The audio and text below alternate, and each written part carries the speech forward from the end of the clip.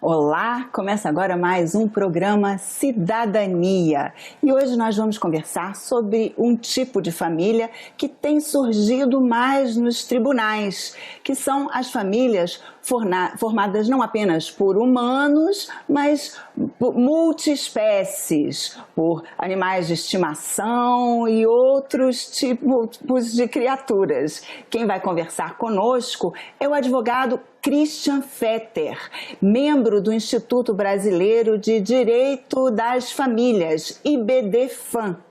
Olá, Christian, seja bem-vindo, muito obrigada por participar aqui do nosso programa Cidadania. E eu vou começar então pedindo para você explicar para a gente o que são essas famílias multiespécies. Você já explicou na verdade, né? Mas é isso mesmo, são famílias formadas por seres humanos e seres não humanos. Cada vez mais nós temos situações de residências em nosso país que têm animais de estimação e filhos, ou muitas vezes animais de estimação e não há filhos. Dados do IBGE que comprovam que existem hoje mais lares com pets, animais de estimação, animais de companhia, como alguns chamam, do que lares com crianças. E há uma tendência, inclusive, de aumentar. Então é natural que quando esses lares se desfazem, possa haver discussões a respeito de quem vai ficar com o animal, se vai haver algum tipo de compartilhamento da companhia, ou se há algum direito a ser exercido com relação ao animal. Tem se falado em alimentos, por exemplo, só para a gente dar uma primeira pincelada. Então, cada vez mais há um interesse sobre esses casos que estão chegando aos tribunais, que estão chegando à minha sala de aula, na qualidade de pergunta dos alunos, que estão chegando aqui no escritório de advocacia e que nós temos que resolver. Que existem até projetos, tem essa discussão aqui no Senado mesmo, que os animais seriam seres sencientes, mas por enquanto, pela lei, eles ainda são considerados como propriedade. Seria o nosso Código Civil é um projeto da década de 70, então é natural que não se podia nem cogitar isso naquele momento. Então, se você pegar os artigos que tratam a respeito dos animais, são artigos que falam sobre penhora, são artigos que falam sobre danos, responsabilidade do dono do animal que causa um dano a alguém. Então, é claro que já há leis protetivas quanto ao sofrimento do animal.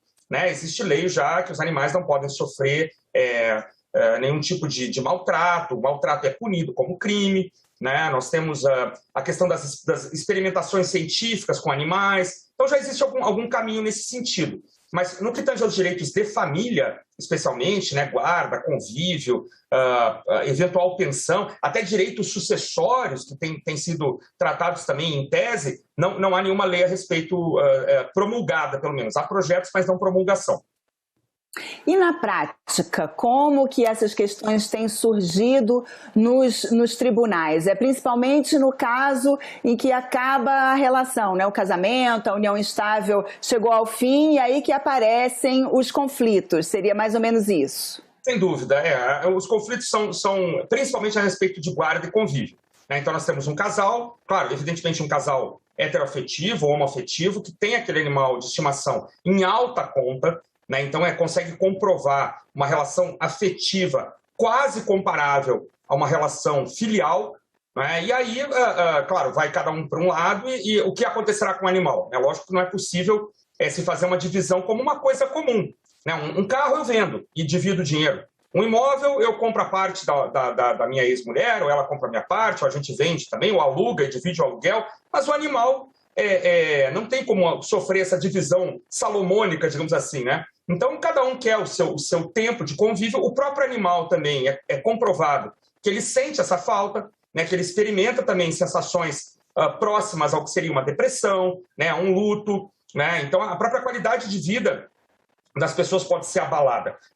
Bem rapidamente, nós temos um caso prático em que o cidadão presenteou a esposa com um animalzinho de estimação porque ela havia perdido um bebê. Ela tinha ficado grávida, a gravidez não chegou ao final e o marido presenteou a esposa com esse animal. Então, para ela era muito importante a presença. Às vezes, para a outra parte, não. Então, a gente fez muita picuinha também.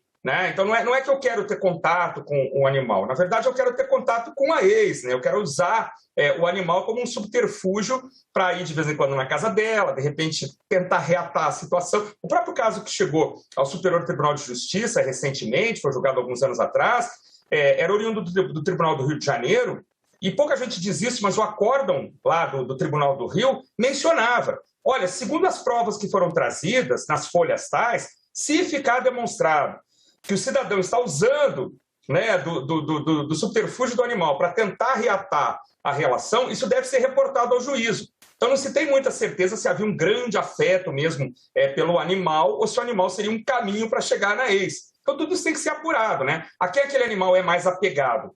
Muitas vezes é aos filhos.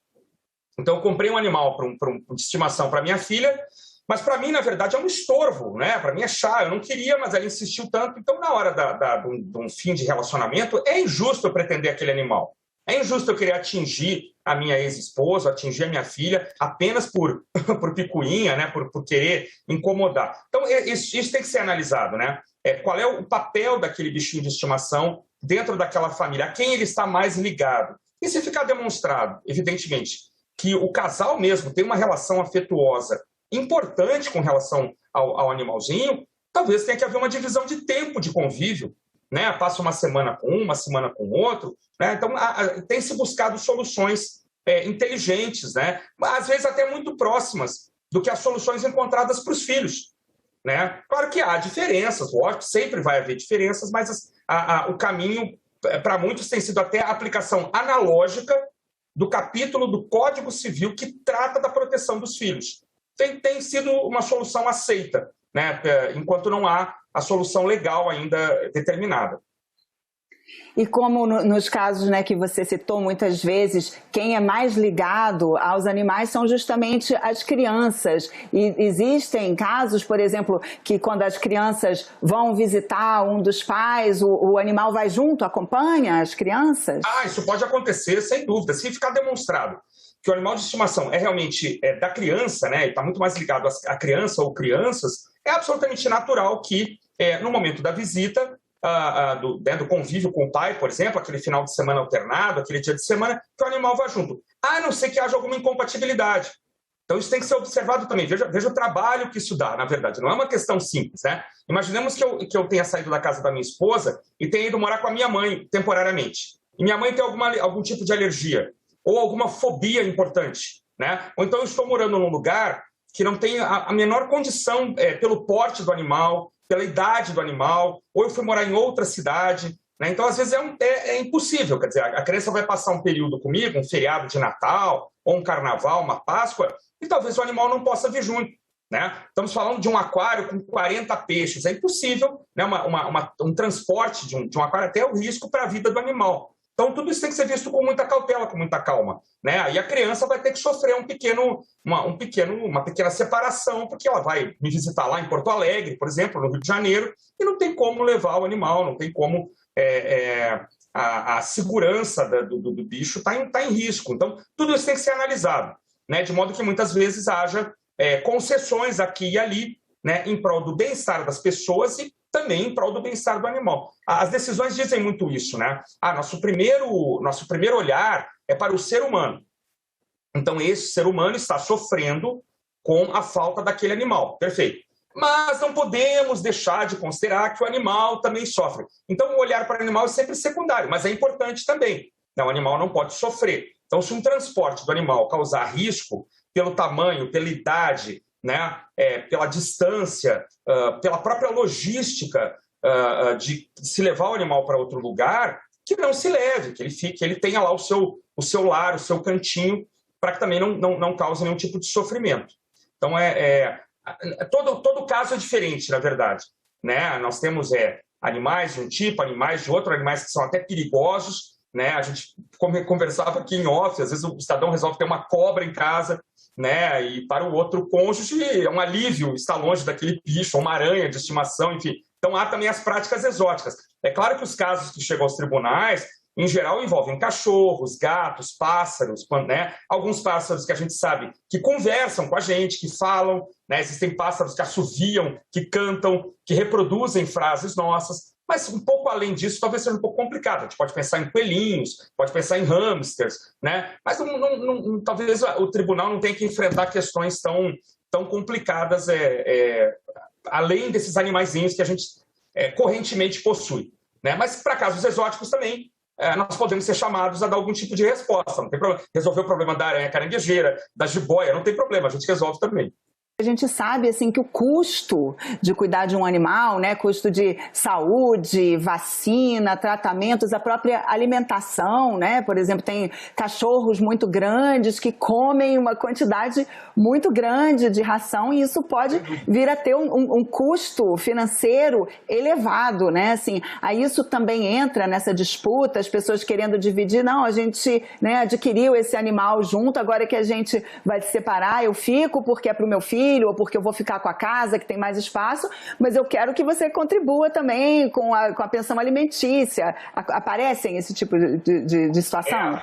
Faz tempo já. É uma indústria bilionária, né? Ela se tornou uma indústria bilionária. A gente está falando de bilhões de dólares em saúde, em alimentação. Eu sou de um tempo em que a gente dava o resto da comida para o cachorro e estava tudo bem, arroz e feijão. E claro que o animal vivia menos, é claro que a qualidade de vida não era boa, mas a gente não tinha muita visão sobre o que o animal precisava. Então, isso se tornou também uma ciência, né? Remédios e tratamentos e acupuntura, né? E roupas especiais. Eu sou oriundo de um local frio, né? O Rio Grande do Sul, então tem toda uma linha de roupas, né?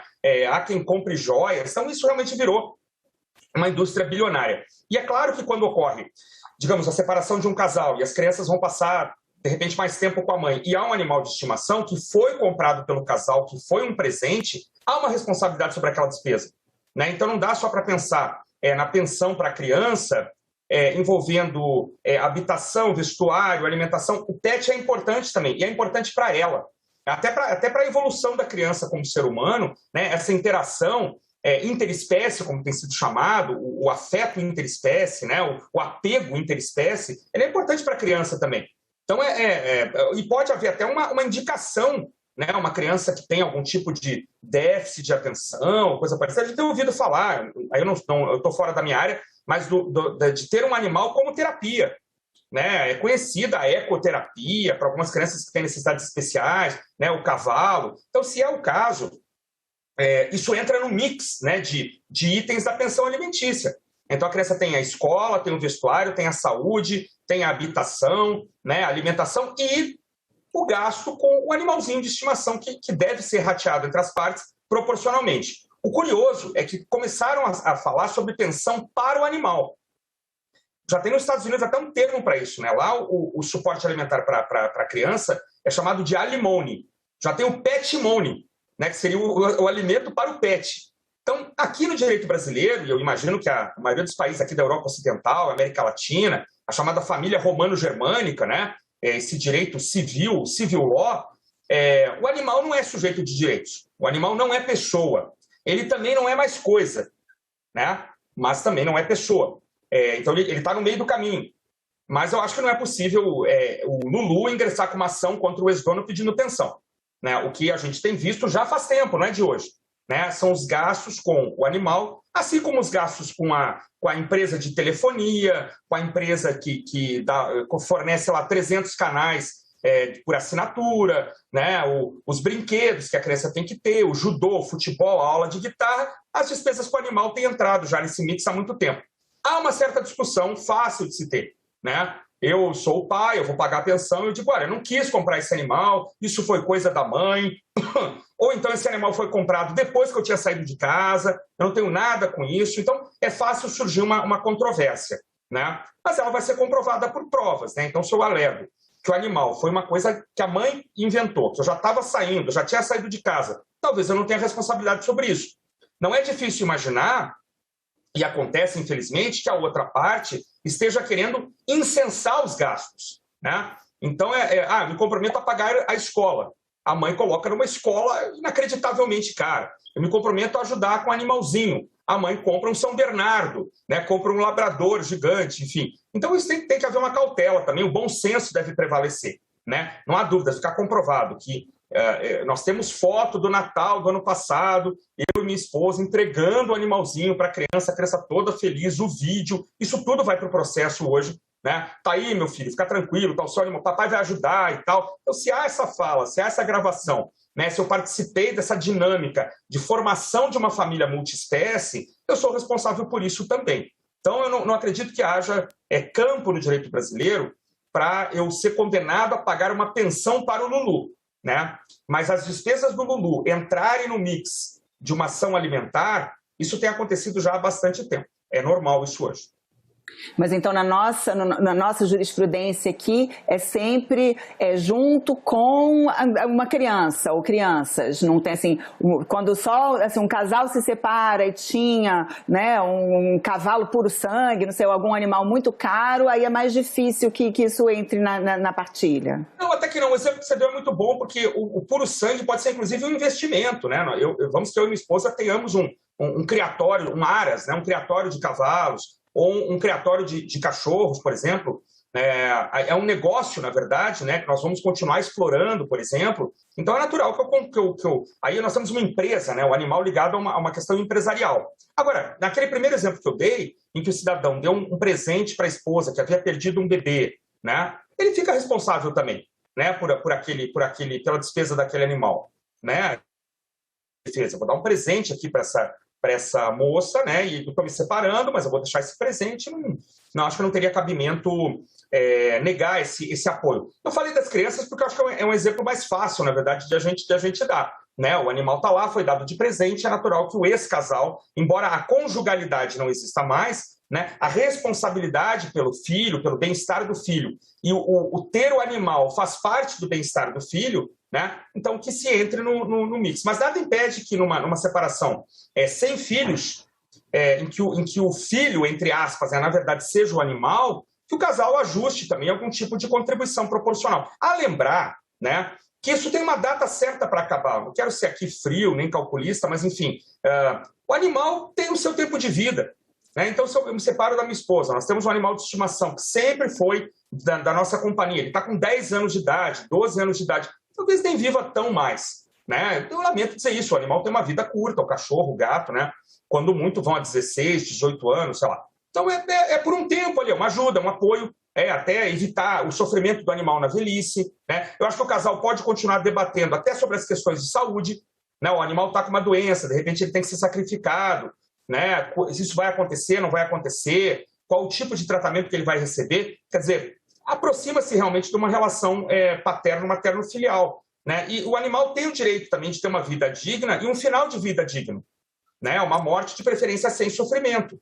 Né? E as pessoas estão preocupadas cada vez mais com isso. Né? Há legislação nesse sentido. Então, dependendo do caso, né, mesmo que não haja filhos, os ex-companheiros, ex-marido e mulher, ou ex-marido e marido, ou ex-mulher e mulher, evidentemente, podem ser instados havendo algum tipo de comportamento turrão, teimoso, né, ou só para atingir outra pessoa, um juiz me condenar efetivamente a prestar aquele pagamento. Não acho que essa seria uma pensão que ensejaria prisão. Acho que não. Mas poderia ensejar uma penhora de uma conta bancária minha ou uma penhora de um automóvel para assegurar o pagamento daqueles valores. A lembrar que, a depender do animal, ele pode custar muito caro mesmo por mês. Agora, tem alguns animais que vivem muito, né? Tartaruga marinha acho que não chega a ser animal doméstico, mas tem gente que tem papagaios que vivem mais de 100 anos, né? É verdade, isso pode acontecer. E aí é uma escolha, né? A vida é feita de escolhas e consequências. Eu resolvo ter um animal que pode viver até mais do que eu acho que nada impede que eu faça. Por exemplo, eu já estou numa idade mais avançada, com 80 anos, eu compro um animal que vive 20, 30, né? Eu posso até deixar um testamento nomeando um tutor para aquele animal. Esse é um assunto muito interessante também. Eu não posso, no direito brasileiro, deixar um patrimônio para o animal, porque ele não é sujeito de direitos, né? Mas eu posso dizer, olha, no caso do meu falecimento, o meu filho, que também gosta muito desse animal, ou meu irmão mais novo, né, será então um tutor, ou o animal deverá ser entregue na instituição tal. Vamos que eu não tenha mais ninguém nessa vida, né? Pode acontecer, numa idade muito avançada. Então, eu determino que tal instituição ou será entregue para adoção. Né? Tem acontecido também instituições que intermediam, né, a entrega de animais para outras pessoas. Então, tem que pensar nisso também. Né? Porque, na verdade, o meu desaparecimento pode significar a morte daquele animal com sofrimento. Né? Então, é necessário também se pensar nisso. Em planejar o que vai acontecer caso eu não esteja aqui e o animal ainda estiver. Essa é uma bela ideia, um testamento, né? Nomeando um tutor para o animal. Christian, eu vou citar um fato que eu observei, assim, um casal se separou e uma das partes ficou com a casa, que tinha mais espaço, e consequentemente também com o cachorro.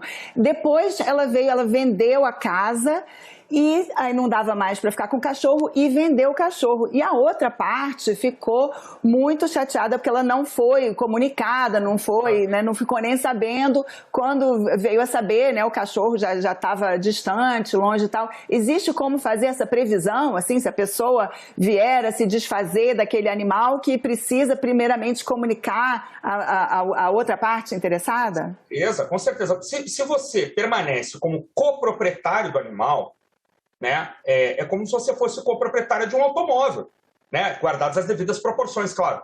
Né? Se eu quiser vender o nosso automóvel, se eu quiser vender o nosso carro, eu tenho que lhe consultar, porque nós somos coproprietários de um bem, eu não posso esbulhar, eu não posso vendê-lo sem lhe consultar, não posso praticar esse tipo de atentado contra a sua propriedade, contra a sua posse. Então, é interessante deixar tudo escrito, né? É que você tem regras que têm que ser cumpridas. Esse caso que foi ao STJ é curioso porque o casal já havia se divorciado, já havia feito a partilha do patrimônio, né? E posteriormente surgiu o litígio sobre o animal. Então, alguns comentaristas disseram, mas se o casal declarou que não havia mais nenhum direito a ser regulado, não poderia mais reclamar. Mas, na verdade, isso não é a interpretação mais correta, na minha opinião. Agora, se nós temos um animalzinho de estimação, né? Se ele é um elemento importante naquela família, alguns autores dizem isso, né? Se não há essa relação de afeto pronunciada, não é família multiespécie. É apenas um animal que está ali na casa, que não tem essa relação de afeto tão grande. Mas se existe isso, a importância de colocar tudo no papel é muito grande. Né? As pessoas têm um pensamento, eu não vou mexer com isso, eu não vou colocar isso no papel, eu vou deixar isso... a gente resolve na conversa. Nem sempre resolve na conversa. Nem sempre o ex-casal consegue manter uma relação equilibrada, sobretudo, historicamente, isso está comprovado, quando começam a surgir novos parceiros. Né? Então, de repente, minha esposa tem um novo parceiro e o cachorro está absolutamente afeiçoado pelo novo parceiro. E aí estão dizendo que eu não posso mais vê-lo, que ele tem um novo dono, coisa parecida. Então, o interessante de colocar no papel, de fazer um bom acordo, de ter um apoio profissional, até multidisciplinar, né? Não estou falando só, contratem o advogado. Não é só isso, né? Às vezes tem um apoio de alguém especialista em comportamento animal para verificar como é que está a situação daquele bicho naquela casa ou na outra, né? A ligação com esse ou aquele parente. Então, uma ajuda profissional é importante. E buscar a homologação judicial do acordo, ou colocar isso na escritura pública, né, de dissolução da união estável ou dissolução do casamento, é importantíssimo porque, testando a regra lá, eu não preciso correr atrás depois. Né? A moça entregou o animal para uma criança. Eu posso entrar com uma ação. Eu posso pedir morrendo de pena de quem pegou o animal, mas, enfim, eu posso pedir uma busca e apreensão, eu posso entrar com uma ação possessória, né? Porque eu estou reivindicando algo que foi pactuado. Né? Então, eu conclamo assim, as pessoas, né, que têm esses animais, que têm essa relação, que deixem tudo muito bem escrito, deixem tudo muito bem documentado. Né? Porque na hora que precisar demonstrar para um juiz, até num caso de litígio, você tem o documento escrito, tem a regra escrita, o contrato de compra e venda do animal, né, as despesas lá no cartão de crédito. É bom guardar essas coisas. A gente não quer, né, parece papo de advogado aqui, quer que todo mundo brigue. A gente não quer que a briga aconteça. Mas ela é uma realidade. Né? E uma das partes adotar uma postura covarde, pusilânime, né, uma postura mentirosa do outro lado, também é uma realidade. A gente costuma brincar que conhece os nossos parceiros na hora da separação. Não deixa de ser verdade. Aquela pessoa maravilhosa, aquela pessoa que era tranquila, vira uma pessoa do mal, uma pessoa que vai mentir, que vai querer inventar, né, historinhas e tal. Então, ter a documentação, ter a coisa escrita, chegar num acordo, cumprir o acordo, né, não descumprir, é muito importante, né, para que a gente evite o conflito. O conflito custa caro, a gente sabe disso. Né? Estressa, demora. Né? Então, de repente, até tentar conciliar as partes antes, né? Tentar fazer uma reunião com advogados, enfim, para tentar resolver melhor. Agora, em caso de conflito, quem tiver mais provas, quem tiver mais calçado, né, em documentos, em testemunhas e provas, talvez ganhe a questão, consiga convencer o juiz do seu direito. E como se faz esse processo? Basta uma declaração de próprio punho? Tem que ter um reconhecimento em cartório? Tem que ser registrado em algum lugar? Os conflitos de família geralmente vão correr nas varas de família, né? O que tem sido decidido aqui no Tribunal de Justiça do DF, também em São Paulo, é que os conflitos sobre animais devem correr em vara civil. As varas de família não teriam competência ainda para enfrentar os casos da família multiespécie, né? Agora, no caso de aquisição de um animal, no caso de uma declaração pública de que aquele animal pertence à minha esposa e não a mim, um cartório de notas resolve. Eu posso comparecer a um cartório de notas, por exemplo, para reconhecer a união estável com a minha companheira ou com o companheiro. Eu vou ao cartório de, olha, o casal vive união estável desde a data tal, já tem um imóvel, já tem um carro em comum e o Yorkshire tal, o poodle da raça, né, comprado no canil tal, que pertence ao casal. Nada impede que haja uma declaração pública nesse sentido, feita perante um tabelião de notas, né? Isso vai servir como prova depois. As partes não vão fazer isso em geral, né? A prova vai acabar sendo testemunhal, a prova vai acabar sendo documental, WhatsApp, estou indo buscar o nosso cachorrinho nasceu, nossa, agora somos uma família completa, um tipo de print, né, de mensagem, que pode ser usado como prova depois, pode ser feita uma ata notarial no cartório de notas também desse print. Então isso tudo pode ser usado como prova depois. O vizinho, né, a funcionária da casa, o porteiro do prédio, são pessoas que podem testemunhar depois a favor de um ou outro membro do casal. Eu vi aqui, quem estava com o animal sempre era o seu Christian. O seu Christian era sempre ele que descia, ele que levava no... né? Mas às vezes isso acontecia porque eu tinha tempo, acontecia porque eu dirijo e minha esposa não, né? Eu tenho carteira e ela não. Então também o outro lado tem que ser ouvido sempre. Né? Não, o seu Christian, mas é porque ele era o dono do carro, ele que tinha tempo. Enquanto isso, a esposa dele estava trabalhando, mas quando ele viajava, quem cuidava do animalzinho era ela. Então, esse ping-pong, né, de provas e alegações vai ser levado ao juiz para que ele tome a melhor decisão. Christian, chegamos ao fim do nosso tempo. Muito obrigada pela sua participação aqui no nosso programa Cidadania e eu agradeço também a você que nos assiste. Este programa já está disponível no site da TV Senado e também no nosso canal no YouTube. Se você tiver alguma sugestão ou comentário, entre em contato através da Ouvidoria do Senado. Mais uma vez, obrigada pela atenção e até o próximo Cidadania.